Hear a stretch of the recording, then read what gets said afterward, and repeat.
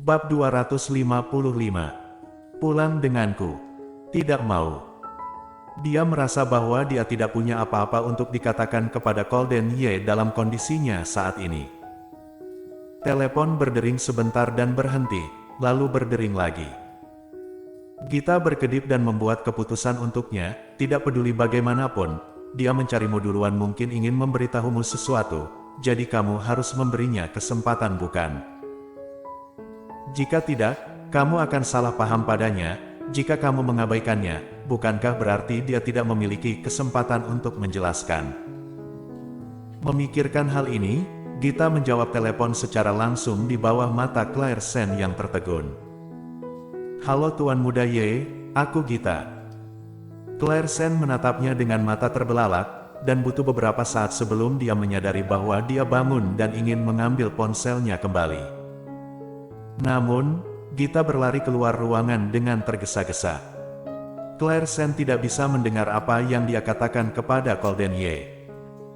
Dia hanya bisa mendengar sedikit. Ketika kembali, Gita mengembalikan telepon kepadanya. "Tunggu sebentar, Tuan Muda Ye akan datang menjemputmu nanti. Apakah kamu membiarkannya datang?"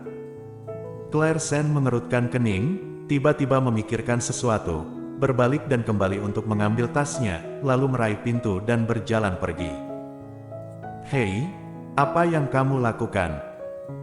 "Tuan Muda Ye yang mengatakan dia akan datang untuk menjemputmu dan mau aku memberitahu alamatnya.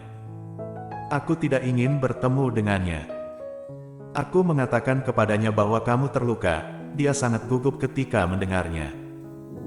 Mungkin kamu harus memberinya kesempatan untuk menjelaskan." Gita menekan bahunya dan menatapnya dengan serius. Claire Sen menatapnya dengan tatapan kosong, tidak bisa berkata apa-apa setelah beberapa saat. Akhirnya, dia menunggu di rumah Gita selama lebih dari 10 menit, dan seseorang membunyikan bel pintu. Ketika Gita pergi untuk membuka pintu, Claire Sen yang sedang duduk di ruang tamu, mendengar suara Arthur Xiao, "Permisi, maaf mengganggu." Lalu terdengar suara roda berputar. Claire Sen bisa merasakan Golden Ye masuk tanpa mendongak. Dia tidak ingin melihat Golden Ye dan duduk di sana dengan mata tertunduk. Mungkin karena dia menangis dan matanya merah, jadi dia tidak berani melihatnya. "Mana yang terluka?" Golden Ye melihatnya duduk di sana ketika dia masuk. Dia bahkan tidak mengangkat kepalanya. Dia mengerutkan alisnya dan bertanya tanpa menahan diri. Claire Sen tidak berbicara, juga tidak menatapnya. Gita dan Arthur Xiao berdiri di lorong, meninggalkan ruang untuk mereka, lalu dia menoleh untuk melihat Arthur Xiao dan mengangkat bahu. Arthur Xiao semakin mengagumi Gita. Gadis ini tahu kapan maju dan mundur, sangat cocok menjadi sahabat Claire Sen. "Aku sedang bertanya padamu." Ketika suara laki-laki dingin membawa kemarahan dari atas kepalanya, Claire Sen menyadari bahwa Golden Ye telah mencapai sisinya. Dalam momen ketakutan, Claire Sen baru saja mengenai matanya yang dalam ketika dia mengangkat kepalanya. Pada saat itulah Claire Sen menyadari bahwa meskipun kaki Golden Ye cacat dan duduk di kursi roda, bagaimanapun juga, dia adalah seorang pria jangkung. Pada saat ini, dia masih menatapnya dengan mata sedalam tinta, namun ketika tatapannya bersentuhan dengan mata merahnya, mata Golden Ye langsung berubah. Dia mengangkat tangannya untuk meraih dagunya. "Apakah kamu menangis?" Gerakan tangan pria besar itu tidak ringan atau berat. Claire Sen sangat sakit sehingga tangannya terjepit. Dia tanpa sadar berteriak.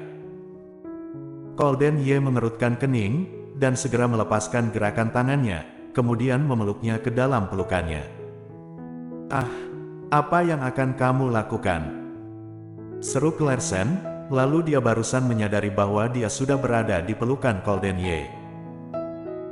Memikirkan Gita masih di samping menonton, dia dengan malu-malu dan marah mendorongnya menjauh untuk bangun, tetapi Golden Ye memeluknya erat-erat dan mendorong kemudi dengan satu tangan. "Ikuti aku pulang." Melihat ini, Gita dan Arthur Xiao yang berdiri di pintu, buru-buru berjalan ke samping untuk memberi jalan bagi mereka berdua. Claire Sen berjuang sepanjang waktu, Tetapi setelah semua, kekuatannya masih jauh untuk melampaui Golden Ye, dia hanya bisa dikeluarkan secara paksa olehnya. Gita mendesak Arthur Xiao, cepat ikuti. Terima kasih. Arthur Xiao berterima kasih padanya dan mengikuti mereka dengan cepat.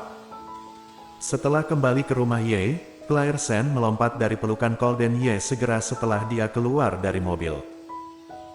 Dia berkata bahwa dia bisa berjalan dan dengan cepat berjalan ke atas dan kembali ke kamarnya.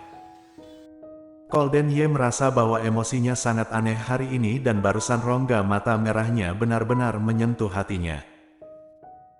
Memikirkan sepasang anting yang dipilih secara khusus hari ini, Golden Ye mengulurkan tangannya untuk mengeluarkan kotak kecil di sakunya dan membuka anting-anting yang bersinar terang di dalamnya. Arthur Xiao berpikir sejenak, dan akhirnya melangkah maju dengan berani. Tuan Muda Ye, Nona muda kedua tampaknya sedang dalam suasana hati yang buruk, kalau tidak Tuan Muda Ye. Diam. Tegur Golden dan berkata dengan dingin, aku tahu apa yang harus aku lakukan. Tapi Tuan Muda Ye, aku takut Nyonya muda kedua akan melarikan diri jika kamu tidak bertindak, dan kamu akan menyesalinya. Golden Ye tidak berkata apapun. Kertas tidak bisa menahan api. Cepat atau lambat, wanita muda kedua akan tahu itu. Sally Han adalah sahabatnya, meskipun Nyonya muda kedua terlihat pendiam, Tuan Muda Ye seharusnya tahu karakternya lebih baik daripada aku. Kurasa dia tidak akan mentolerir semua ini. Begitu dia selesai berbicara, tatapan seperti pisau Golden Ye menyapu ke arahnya, dan Arthur Xiao sangat ketakutan sehingga dia terdiam beberapa saat, dan dengan cepat menoleh untuk memalingkan muka, seolah-olah dia tidak mengatakan apa-apa barusan. Golden Ye menyusul dan mengikuti Claire Sen ke dalam ruangan. Begitu mereka memasuki ruangan, mereka berdua berada di ruang yang sama. Ruangan itu tampak menyempit karena Golden Ye, napasnya ada di mana-mana. Claire Sen memunggungi dia, mencoba mengabaikannya, tapi Golden Ye tidak berencana untuk melepaskannya, dan suaranya terdengar di belakangnya. Bagian mana terluka? Coba aku lihat. Nada suaranya terdengar sangat lembut, seolah-olah dia dengan hati-hati membujuknya seolah melakukan kesalahan. Claire Sen tidak bisa menahan perasaan sedih memikirkan masalah antara dia dan Sally Han. Dia menggigit bibir bawahnya erat-erat tanpa menjawab kata-katanya. Golden Ye pergi untuk mengambil salep, dan kemudian membawakan baju tidur untuknya. Lepaskan dulu pakaiannya, aku akan mengoleskan obat untukmu, lalu pakai yang ini. Dia menyerahkan pakaiannya, Claire Sen masih duduk diam, dan tidak mengulurkan tangan untuk mengambilnya, masih duduk diam di sana. Biasanya Golden Ye akan marah jika dia diabaikan dengan cara ini, tetapi Claire Sen sangat aneh baru-baru ini, terutama ketika dia duduk di sana dengan mata merah, seperti menantu kecil yang diintimidasi yang membuat orang tertekan. Jadi Golden Ye meletakkan pijamannya di sebelahnya, dan berbisik pelan, oles obat dulu ya. Dia masih mengabaikannya. Golden mengingat kata-kata Arthur Xiao, dan setelah hening beberapa saat, dia mengulurkan tangan dan mengeluarkan sebuah kotak kecil dari sakunya dan menyerahkannya padanya. Ini untukmu, jangan keras kepala lagi ya. Claire Sen menundukkan kepalanya, dan tiba-tiba sebuah kotak kecil halus muncul di depan matanya. Bentuk kotak kecil itu sangat familiar. Itu sangat mirip dengan apa yang dia lihat sebelumnya, tapi jelas tidak sama. Claire Sen akhirnya bergerak, perlahan-lahan mengulurkan tangan untuk mengambil kotak itu. Bersambung.